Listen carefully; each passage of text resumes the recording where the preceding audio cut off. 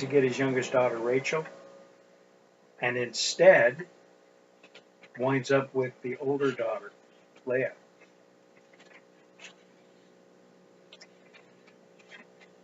Jacob, because his heart is set on what he does not have, who is unwilling to accept Leah as his only wife, makes the decision that he'll yield to the demands of her father to work an additional 7 years. 14 years he finds himself in servitude, and we'll find as we go into the 30th chapter that after 14 years, after all of his hard work, what he's got to show for it is nothing but 2 wives. 14 years of his life and nothing to show for it. Now you'll recall that the way this all came about was because of his participation in a deception. Deception is at the root of tremendous damage to individuals.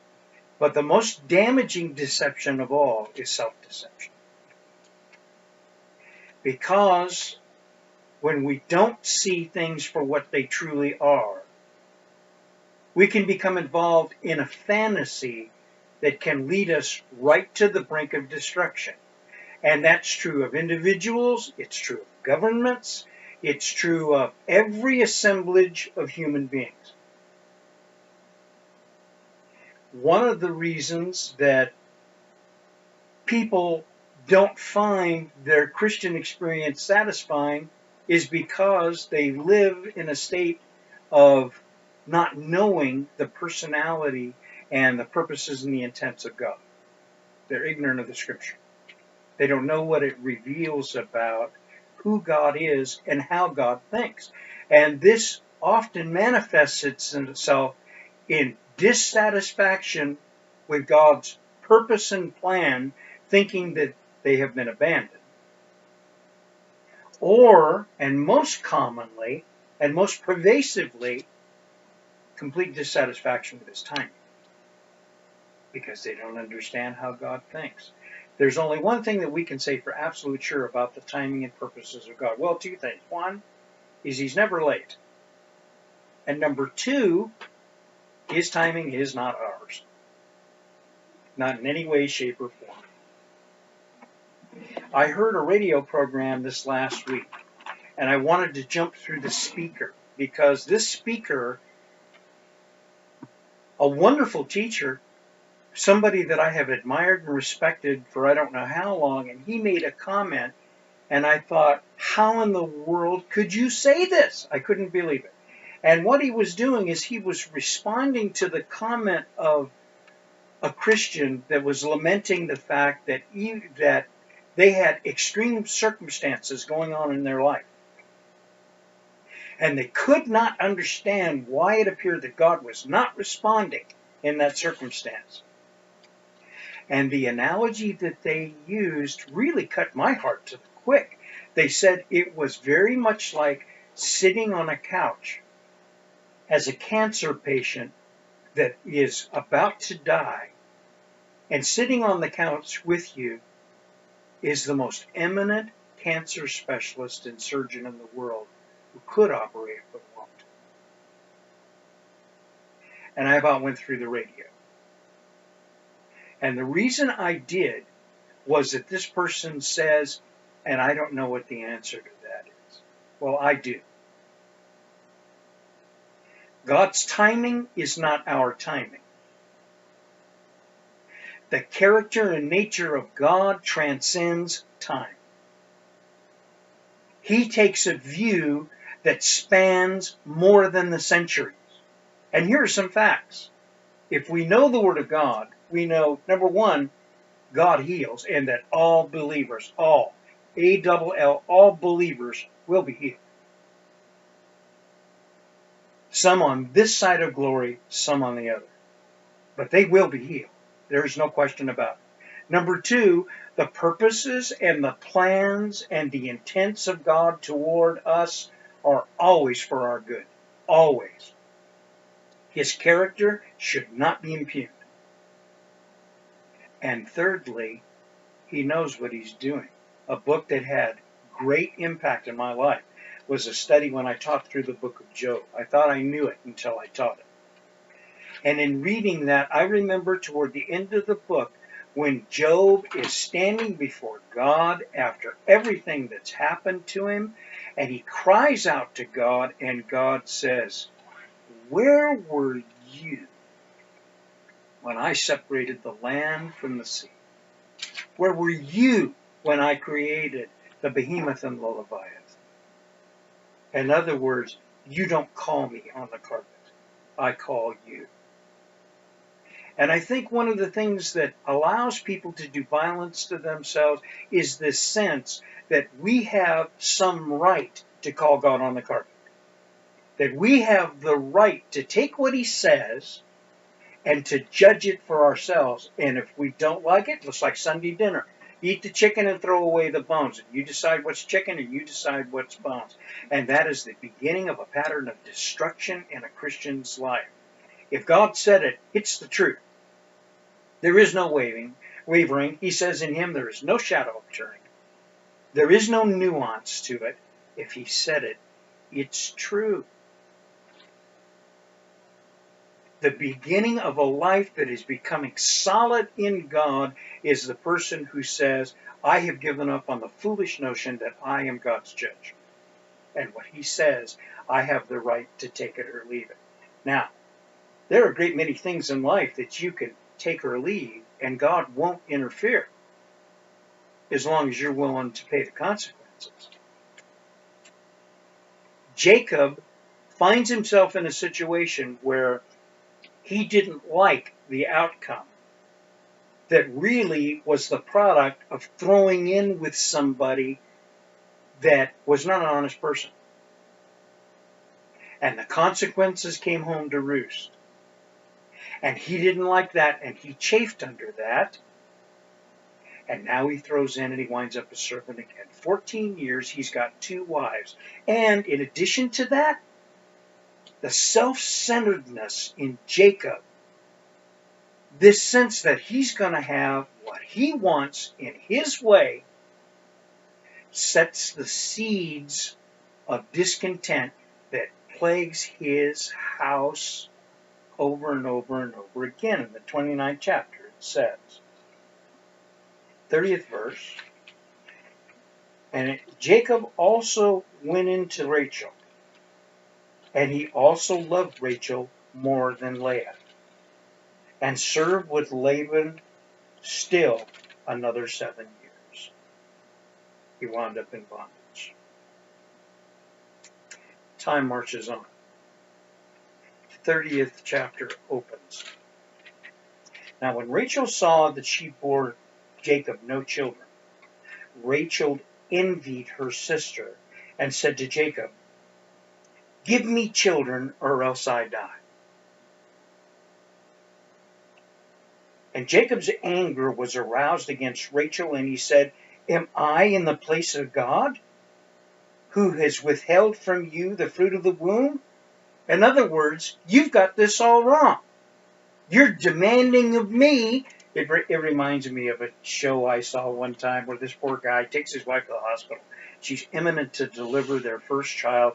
She's in terrible pain, and she looks up at him with an anger he has never seen in her face before, and she screams, "You did this to me!" And the poor guy's just standing there, you know what I mean? What do I say? She demands of him, "You give me a child," as if it's his fault. Now, let's back up a little bit.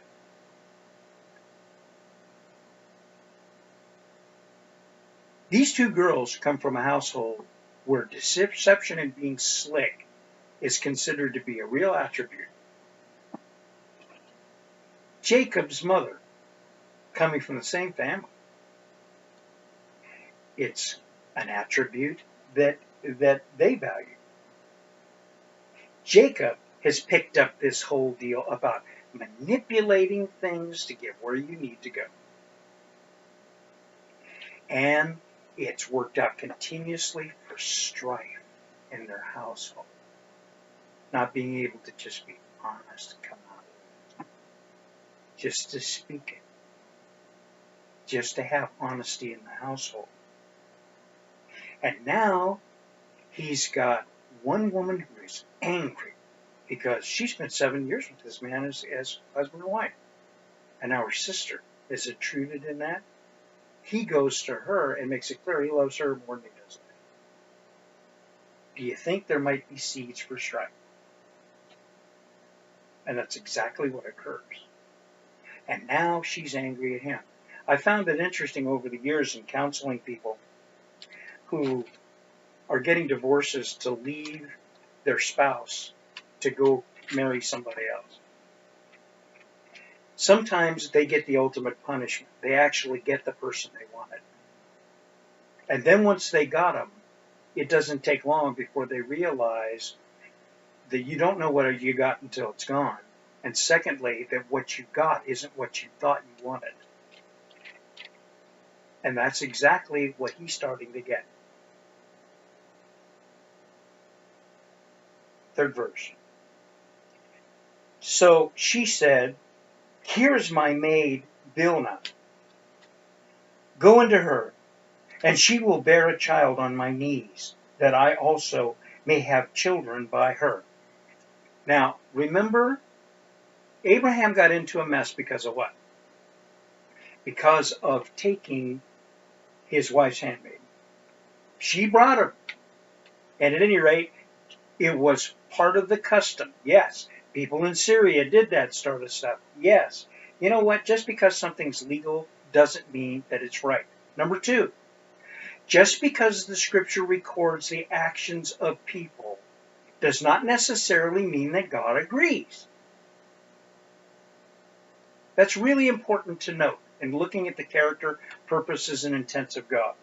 Just because it records it doesn't mean that God condones it. Now, secondly, just because God doesn't condemn it doesn't mean that he is going to bless it. Number three, just because people make a decision to do things that God would not necessarily have done, would not have done it that way, doesn't mean he's going to allow, in his sovereign state, he is not going to allow his purpose and plan to be stopped. So what's the outcome of that? Any notion that the purposes and plans of God are going to be thwarted because you did or did not do something is a lie of the devil. God's going to have his way. It's going to go the way he said it was going to go, and he's going to do it the way he said he was going to do it. And nothing is going to stop that. People who believe that that's true live in the Santa Claus mentality. Making a list, checking it nice, going to find out who's not here nice, and if I'm nice, the purposes and plans of God will work out. All of his promises are conditional, and it's up to me to make sure it gets pulled off. It's a lie. It's a horrible way to live. The truth of the matter is the purposes and plans of God toward us are kindness. He cares. Now, does that mean that we won't suffer the consequences of some of our decisions? Yeah, we will. You get caught drunk driving on the highway, you'll go to jail. And you may be a Christian.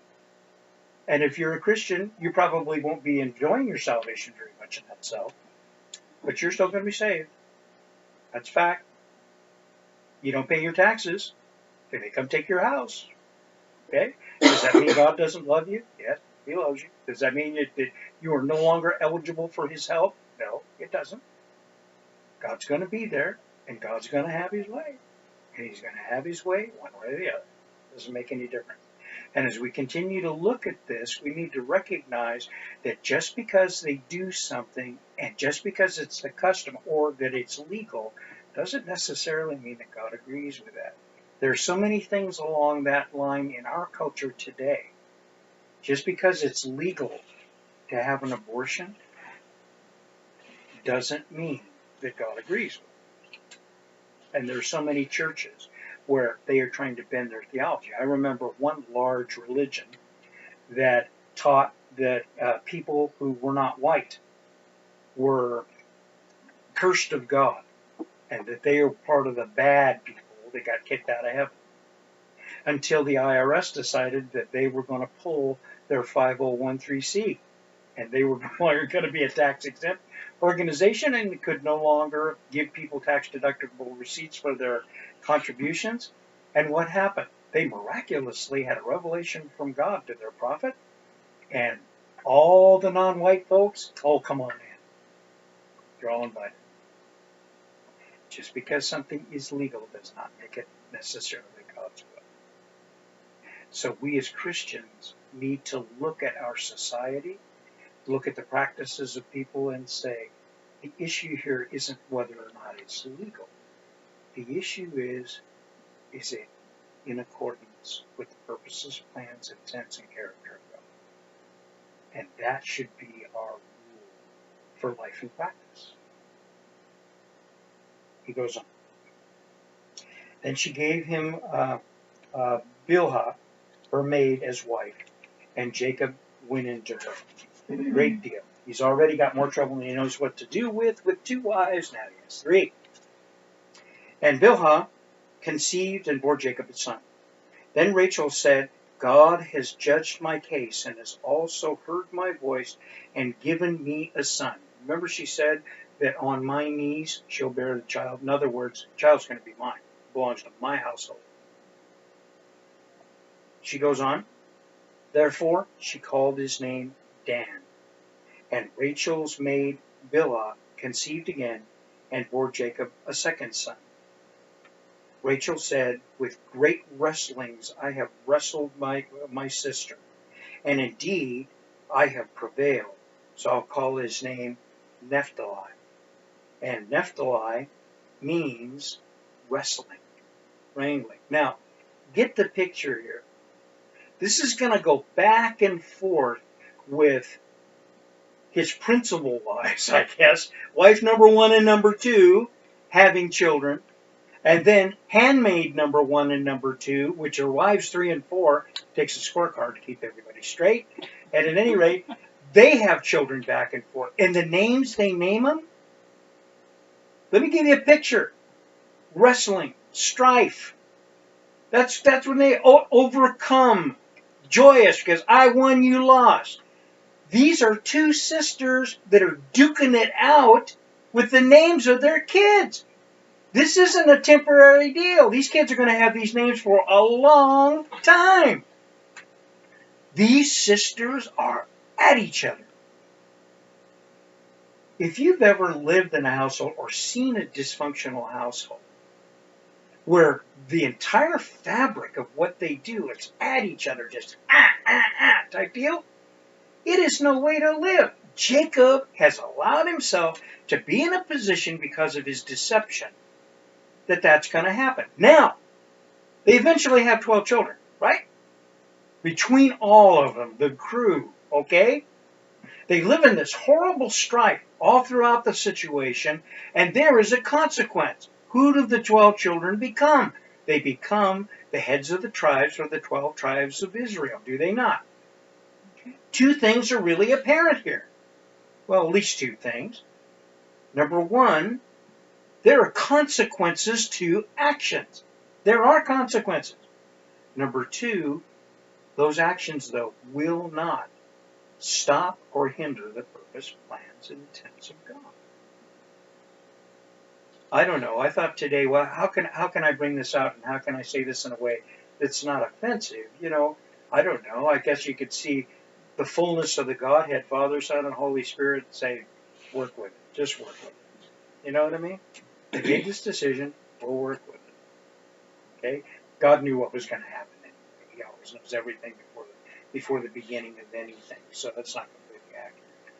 The point is here, though, there is a pattern that's continuing here where there is unhappiness, strife, and destruction in the life of somebody who's already been promised good. The promise is still there. What did he promise him? He meets him at Bethel. What does he say? Hey, just like Abraham, just like Isaac, I'm going to bless you. I'll be with you wherever you go. I'm going to make sure everything works out. Isn't that what he said? He promised him that. Now, somebody with a short view might look at this and say, God abandoned Jacob. It's terrible. His family's falling apart. Actually, it's getting bigger. But at any rate, all this is happening to him. Obviously, God is punishing Jacob. No, Jacob's punishing Jacob. His circumstances are punishing Jacob. God's still good to his word. And that's true for all of us. Everybody in this room has something in their life that they sincerely hope nobody else finds out. They would really they would like to leave that chapter out of the book. Just leave it out. God in his honesty includes all this information about Jacob and all four of these women and Laban. There's a point here, an overriding point. It's faith that makes us part of the household of believers, not good works. Does that mean you can do anything you want? Well, you can if you want to put up with the consequences. One of those consequences is not going to be excommunication or a lack of access to God. He may take us to the woodshed, but we're still family. He goes on.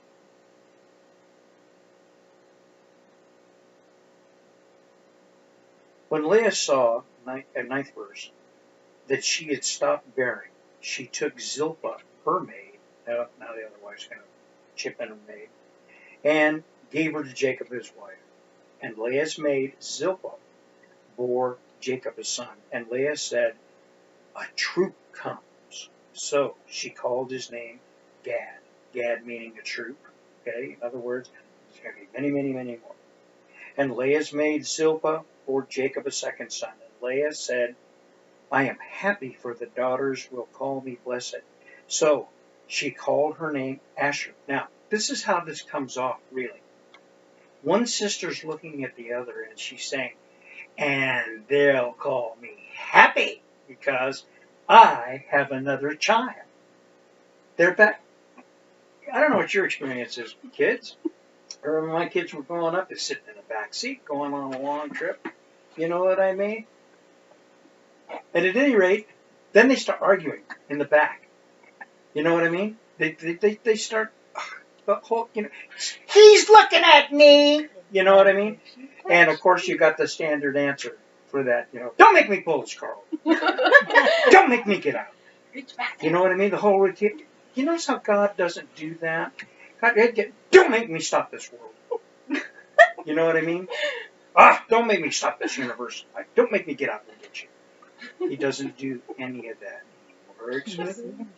He moves on. Anyway, now you know how my mind works. I think it through this. Well, we've got these two sisters, and they are just at each other back and forth over these kids. 13th verse. Then Leah said, I am happy, for the daughters will call me blessed. So she called his name Asher. And Reuben went in the days of wheat harvest and found mandrakes in the field, and brought them to his mother, Leah. And Rachel said to Leah, please give me some of your mandrakes. Now, this doesn't come across in English quite the way it does, okay? Mandrakes were considered to be an aphrodisiac. And at any rate, it looked like they were going to get an edge. Okay?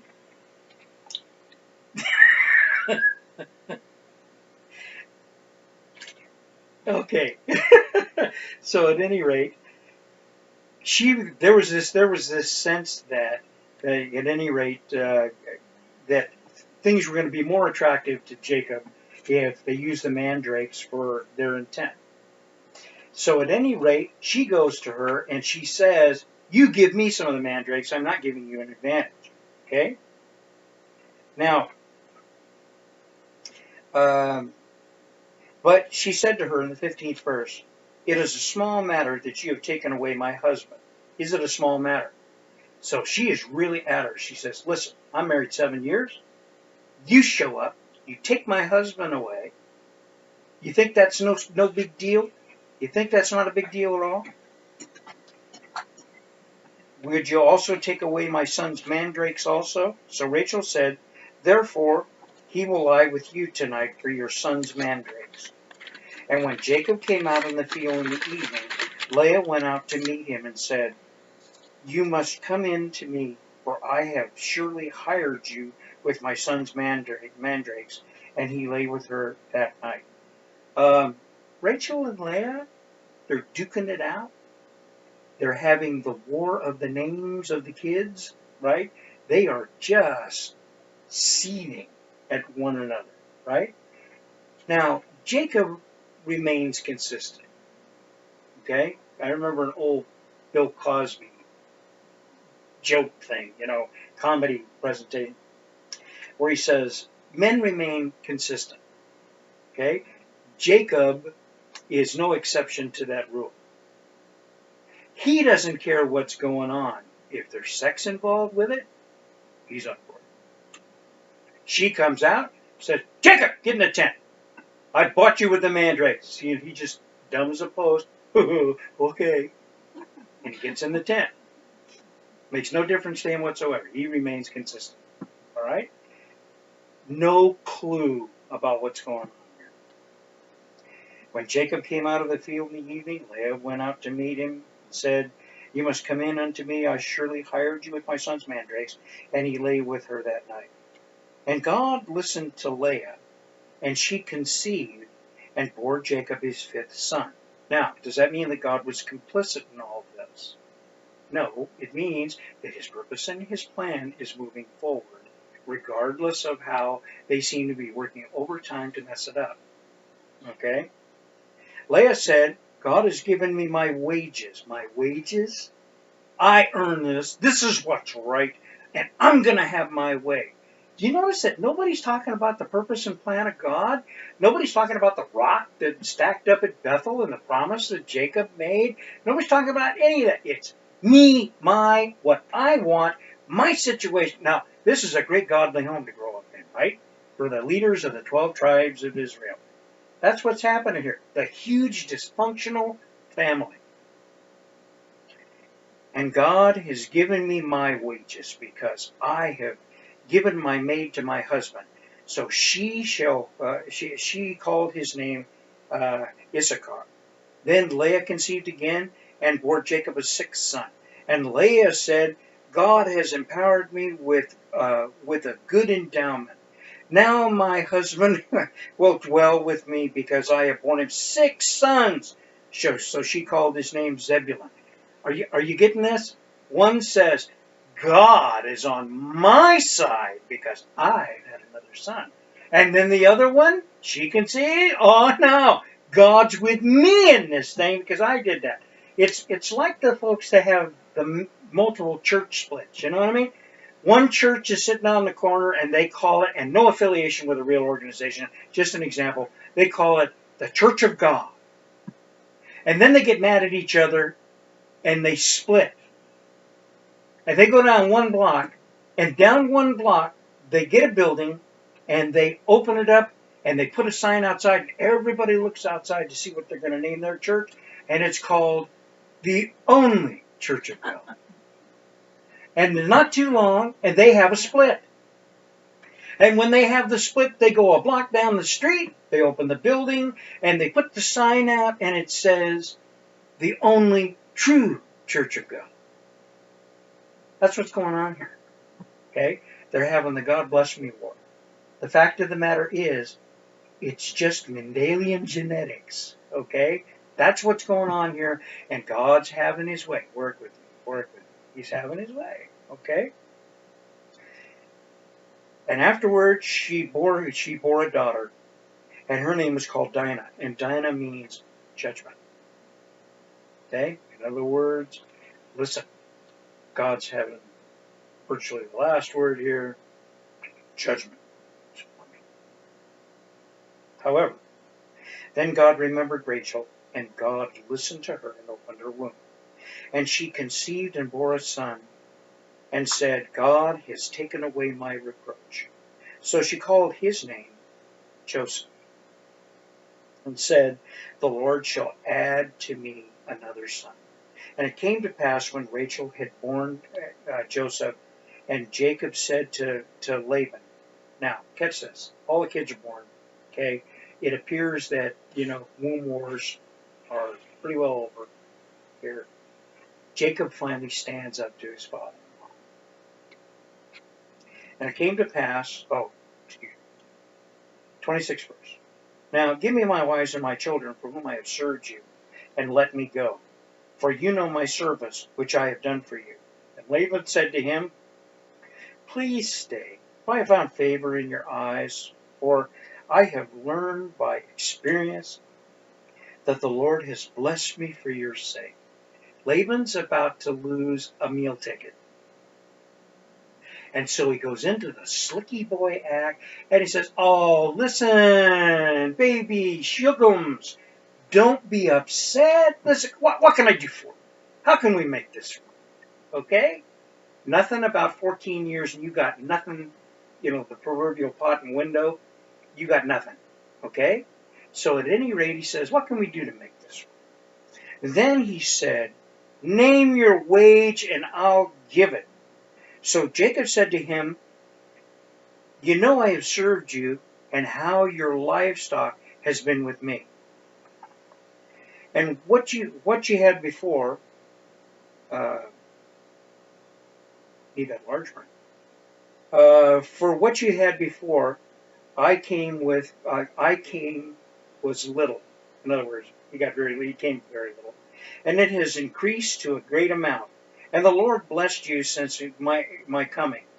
And now, when shall I also provide for my own house? In other words, listen, just doing all this work, you're the one that's making the bucks and I got nothing? That action's at an end. We're not doing that. I've got to do something for my own house. So he said, what shall I give you? And Jacob said, you shall not give me anything. In other words, listen, Ace, I'm through with the routine with your promises. Okay? You give me nothing. If you will do this thing for me, I will again feed and keep your flocks. Let me pass through all of your flock today, removing from there all the speckled and spotted sheep, and all the brown ones among the lambs, and the spotted and the speckled among the goats, and these shall be my wages. In other words, I get all the flawed stock. Okay? Just give me the flawed stock, and that's mine. So, my righteousness will answer for me in time to come. When the subject of my wages comes before you, everyone that is not speckled and spotted among the goats and brown among the lambs will be considered stolen, if it is with me. In other words, we got a really easy way to handle this. When the animals are born, you're getting all those that are solid colored. I'm getting the ones that are all speckled. Okay? And if I don't do right by you and I keep a solid one and you come up and you see that, you can treat me as if I'm a criminal. Okay? You can treat me just like I came in and stole your stuff. This is be fair and square, and this is the way we'll split it up.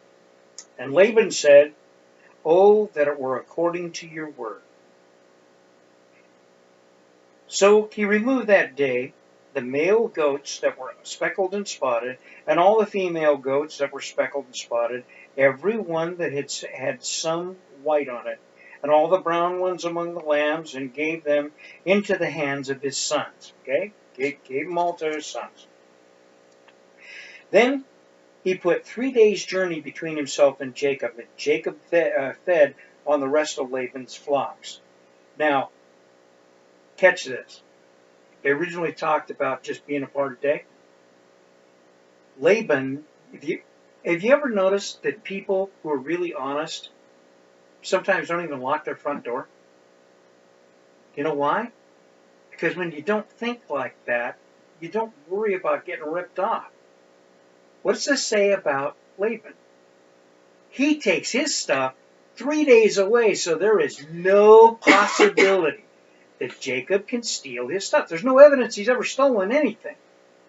But he goes way out on a limb to get away from Jacob. Why?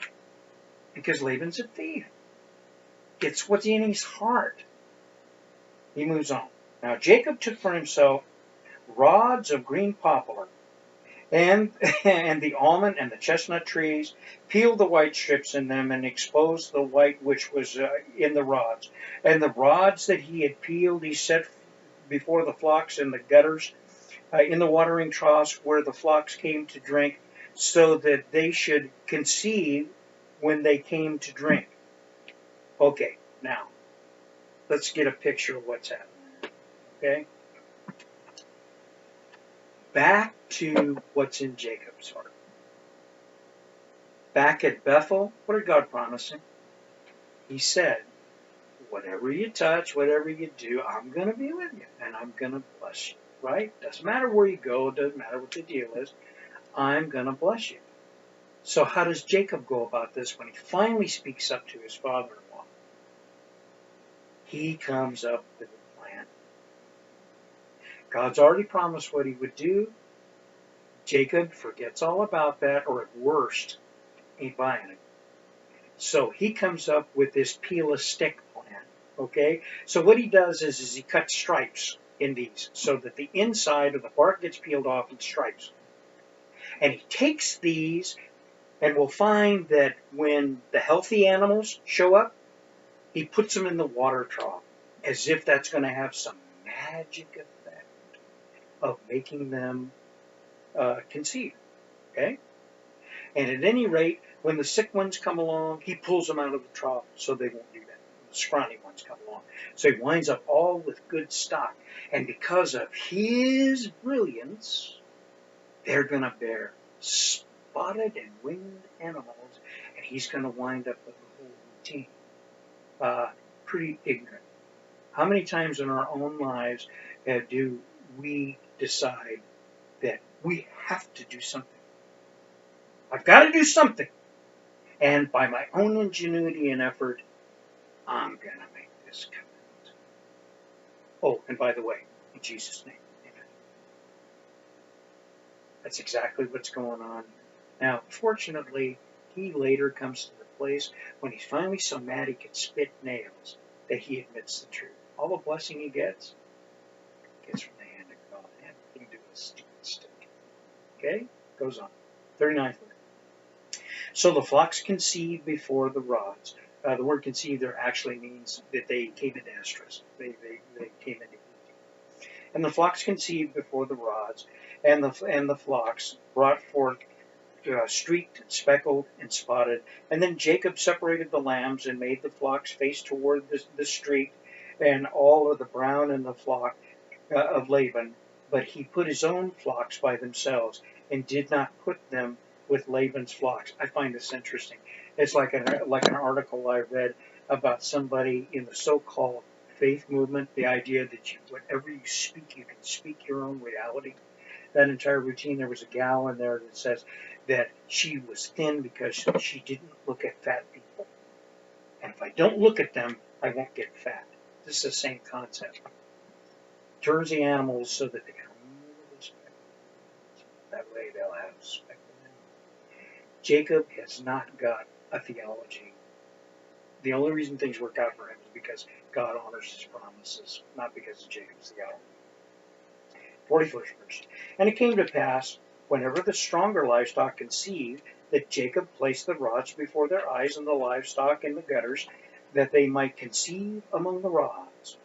But when the flocks were feeble, he did not put them in. So the feebler were Laban's, and the stronger Jacob's. And it had nothing to do with Jacob's plan at all. 43rd verse. Thus the man became exceedingly prosperous, and has large flocks, female and male servants, and camels and donkeys. 31st. Now Jacob heard the words of Laban's sons, saying, Jacob has taken away all that was our father's, and from what was our father's he has acquired all of his wealth. Now, you see what's happening here? They made a deal. Jacob stuck to it. God blesses him with or without sticks. When it blesses him, Laban looks at this and his sons and saying, this did not turn out the way we planned. Now, there's an old saying. If you're sitting in a restaurant at a table and some guy walks by and says, I'll bet you $500 right now that in the next 90 seconds a monkey is going to drop out of the ceiling and spit in your cocoa. What is the likelihood of that? Well, the truth of the matter is, if this guy lays the money on the table, don't bet. There's some plan working here, okay? That monkey's going to fall out of that ceiling and it's going to spit in your cocoa, okay? So don't bet on things like that. Laban makes this slick deal. God's got a plan, and now Laban's on the short end of the stick, and he's mad. So are his sons. That's their inheritance. Okay, when you inherited something, you didn't go into escrow and get issued a cashier's check from the local Chase Bank, okay? You wound up with the animals, physical possessions. And second verse, and Jacob saw the countenance of Laban. I love this. And indeed, it was not favorable toward him as before. In other words, Laban shows up and he didn't see any Jesus on him at all. Nothing. Okay, he's mad. Things did not work out. He thought he'd slickied the boy, and the boy wound up with everything. Oh, wow. Just like it was said at Bethel, huh? All right. Third verse. Then the Lord said to Jacob, return to the land of your fathers and to your family, and I will be with you. In other words, you better get out of Dodge. He goes on. So Jacob sent and called Rachel and Leah to the field to his flock, and said to them, I see your father's countenance. It is not favorable toward me as before, but the God of my father has been with me. And you know that with all my might I have served your father. Yet your father has deceived me and changed my wages 10 times. But God did not allow him to hurt me. If he said thus, the speckled shall be your wages, then all the flocks bore speckled. And if he said thus, the streak will be your wages, then all the flocks bore the streak. So God has taken away the livestock of your father and has given them to be. And there's a word here. Not only are you not going to mess up God's purpose and plan, if you don't hold your mouth just right in every circumstance. Not only are you not going to do that, if the purpose and plan of God is for you to have or do a certain thing, it's going to happen. You have to stand back and take a deep breath and realize when everything looks like it's going wrong, it's just going according to plan. Breathe. All right. 10th verse. And it happened at the time when the flocks conceived, that I lifted my eyes and I saw a dream. And behold, the rams which leaped upon the flocks were streaked, speckled, and gray spotted. Then the angel of God spoke to me in a dream, saying, Jacob. And I said, here am I. I can imagine I said that too. And he said, lift up your eyes now and see. All of the rams which leap on the flocks are streaked, speckled, gray spotted, for I have seen all that Laban is doing to you. Now, think about this. Puts the sticks out there and does this whole routine. The angel appears to him in a dream and says, listen, Ace, I've moved on all your male breeding stock, and those who have been active in the flock have been the spotted and the speckled and everything. He says that's the miracle, not the sticks. Okay? I did this. I made this come to pass. 13th verse. I am the God of Bethel. In other words, remember the rock. Remember the promise you made. Remember the covenant we're in. Remember I said I was going to bless you. I'm that guy. I'm the guy who said that. In other words, I'm faithful, I'm honest, and I made come to pass what I told you I was going to make come to pass. You're the one that wound up in the jam for 14 years because you decided that and you walked away with nothing. Okay? Then I set the thing straight. I'm the God of Bethel, where you anointed the pillar and where you made a vow to me. Now arise, get out of this land, and return to the land of your family. And then Rachel and Leah answered and said to him, is there still any portion of inheritance with us in our father's house? They know what their dad is looking like toward him. And we not considered strangers by him, for he has sold us, and also completely consumed our money. For all these riches which God has taken from our father are really ours and our children's. Now then, whatever God has said to you, do it. Finally, these women come together. You know, it's like they're all finally in a place where they're looking at things, and maybe their head's starting to clear a little bit. They started to talk about God. They started to talk about His promises. They started to talk about that covenant. And when it happened, to some degree, peace breaks out. And Jacob rose and set his sons and his wives on camels, and he carried away all his livestock and all the possessions which he had gained, and acquired livestock which he had gained in Paddan-aram, to go to his father Isaac in the land of Canaan.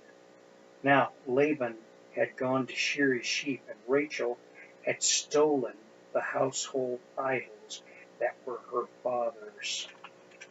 Now, a little side note here. Originally, Jacob winds up with Leah. It's not what he thought he wanted. But that's what he got. That was the providence of God in his circumstance. Remember, God is sovereign and nothing happens to you. Nothing happens to you that is not part of the sovereign plan of God. That's it. He desires Rachel, and he goes after her, even to the point where it damages the relationships in that family. They live a horrible lifestyle in a war. Their children are set against each other, everything else, because he's pursuing her. He makes the decision to do that, and now, where her heart is, becomes evident. She takes the idols, false gods, and that's where her heart is. Do you remember when the scripture said that Leah had soft eyes? She had a soft heart. She was malleable, and God could reach her. Rachel held on tightly to the false gods of Syria, and it's causing Jacob no end of trouble. When you're looking for a spouse, somebody to share your life with, it is never the will of God to take someone who is not the Lord and whose heart is firmly toward God. It will cause you more grief than you have any notion to experience. 20th verse. And Jacob stole away, unknown to Laban the Syrian, in that he did not tell him that he intended to flee. So he fled with all that he had. He arose and crossed the river and headed toward the mountains of Gilead. And Laban was told on the third day that Jacob fled. And then he took his brethren with him and pursued him for 7 days' journey, and he overtook him in the mountains of Gilead. But God had come to Laban the Syrian in a dream by night, and said to him, be careful that you speak to Jacob neither good nor bad. What does that mean? It's going to become apparent in just a little bit. He's saying to him, listen, don't you dare hurt him. Don't you dare do him any damage. But secondly, don't you dare try to cut another deal. Keep your mouth shut. You don't try to influence the situation. God had had enough dealing with Laban. So Laban overtook Jacob. Now Jacob had pitched his tent in the mountains and Laban with his brethren pitched in the mountains of Gilead. Laban said to Jacob, "What have you done?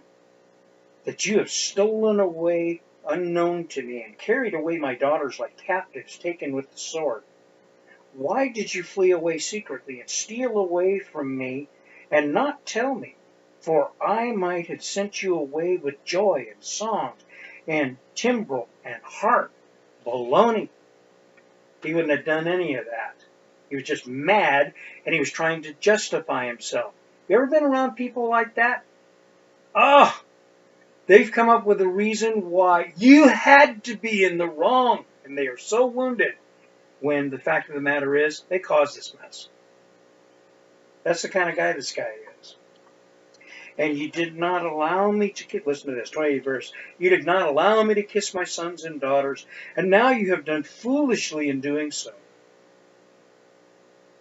It is in my power to do you harm, but the God of your father spoke to me last night, saying, "Be careful that you speak to Jacob neither good nor bad."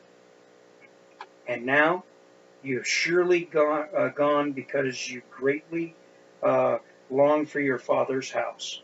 But why did you steal my gods? Now, do you remember how surprised Jacob was when he got to Bethel and he realized that the God of his father from his home in Syria was also there in Bethel? Our concept of God is extremely important. They used to believe that there were lots of gods and that they were fixed to a geographic area. So there might be a god of this town, and a god of this town, and a god of that town. And Jacob was starting to get the gist that this God that his father served, he was everywhere. And now you have surely gone because you greatly long for your father's house. So he believes that the reason he's going is because he wants to be with his people. But why did you steal my gods? And Jacob answered and said to Laban, "Because I was afraid, for I said, perhaps you would take your daughters from me by force. With whomever you find your gods, do not let him live in the presence of our brethren. Identify what I have of yours and take it with you." Now, first off, can you imagine worshiping so puny that somebody can rip off your God? Somebody ripped off my God. Okay? You got a pretty sad God if somebody can steal. Now, they want the idols. Jacob has no idea what's happened because that same attitude of deception is present in Rachel, and she rips it off and puts him in a jam. 33rd verse. And Laban went into Jacob's tent, into Leah's tent, and into the two maids' tents, but he did not find them.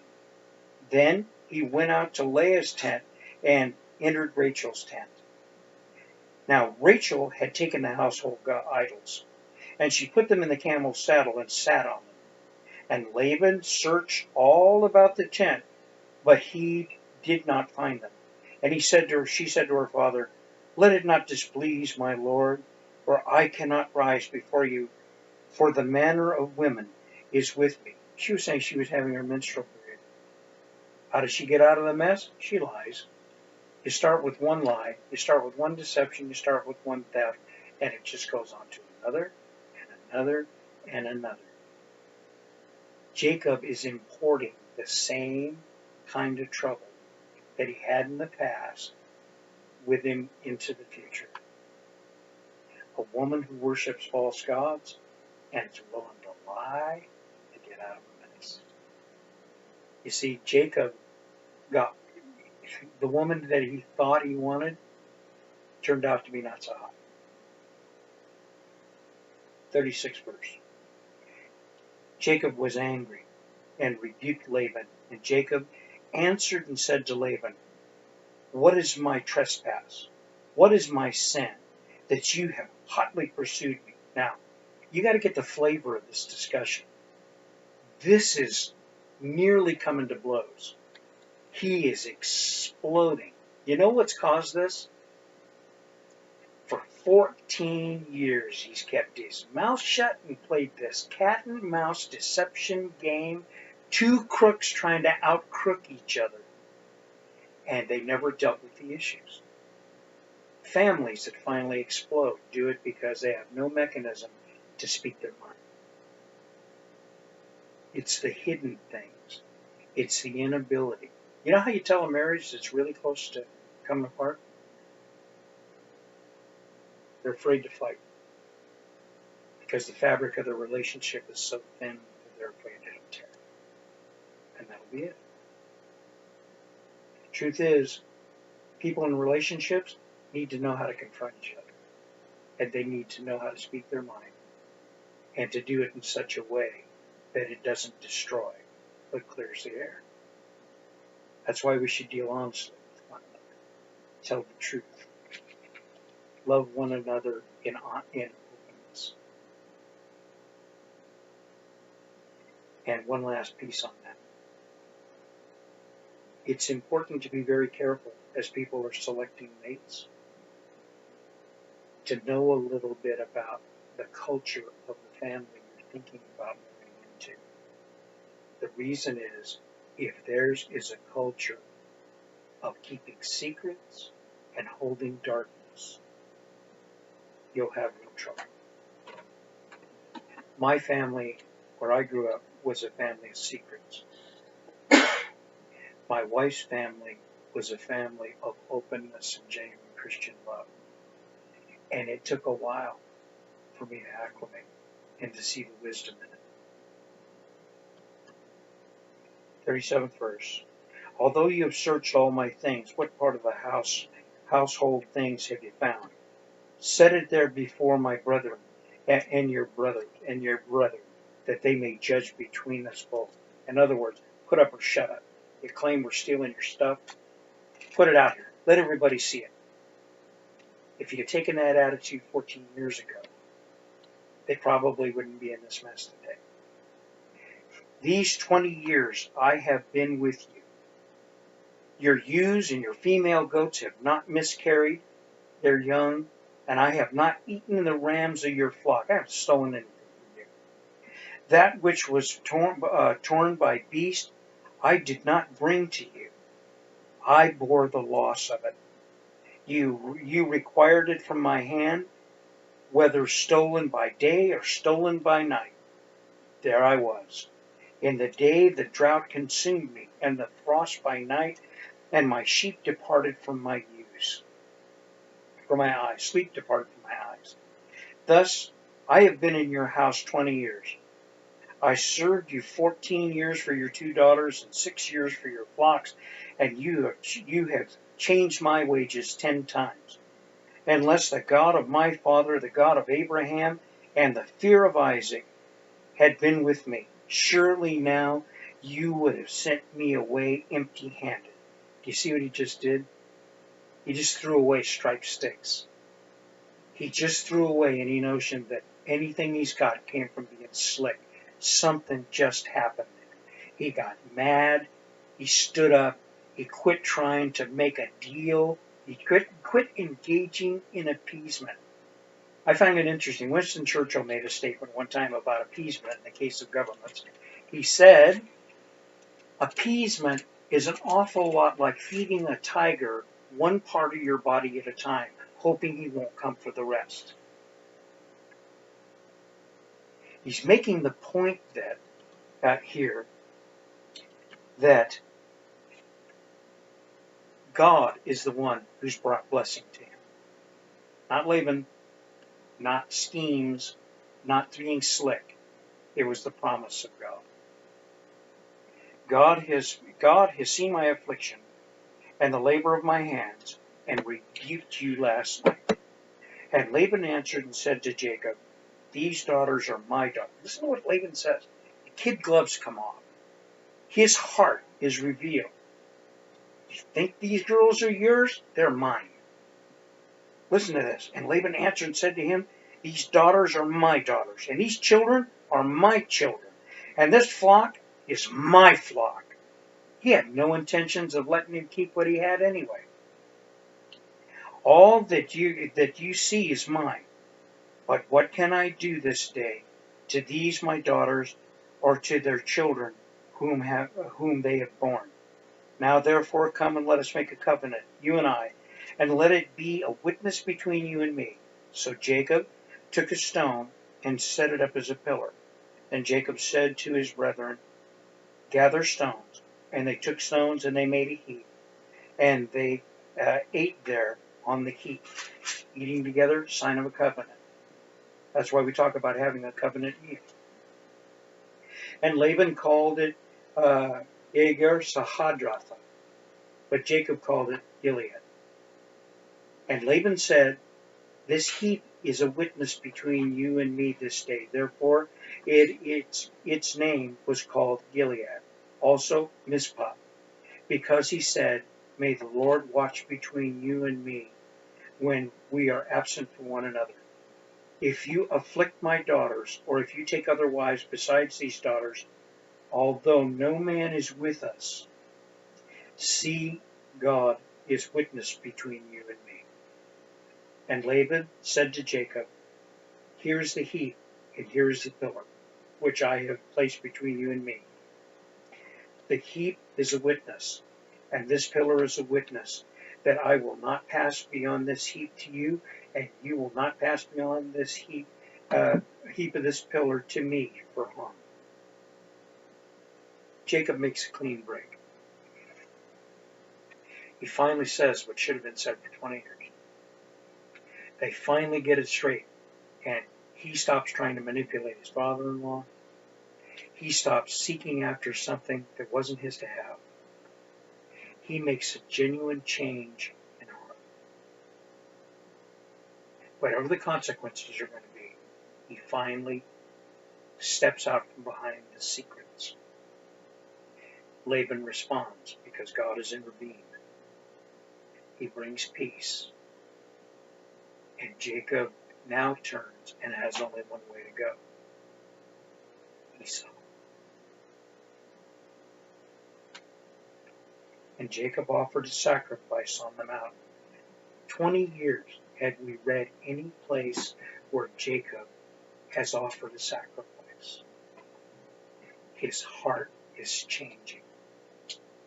And the first thing he does, he goes to an altar and he obeys what he learned from his family from years past, the necessity of the covenant.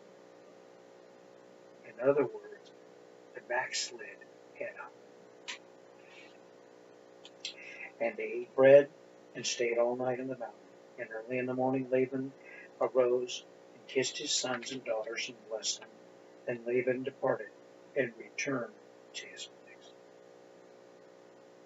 Jacob's finally made a break with dishonesty. It's taken 20 years, but God managed to work it out. The next chapter is probably one of the chapters of the Bible that made the biggest impact on me. And I would encourage you for this next chapter. If you know anybody who thinks that they've blown it so bad that God can't do anything for them, that they've wrecked it, it's a shambles, the circumstance they're in has exploded, it's a done deal, it's over, and there's nothing they can do. The divorce is final. They've tried 50 times to get off the drugs, and they've given up.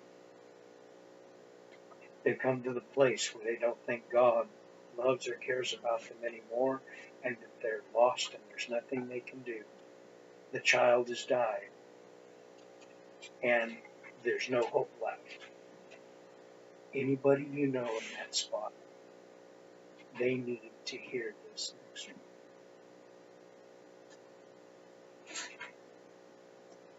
Okay?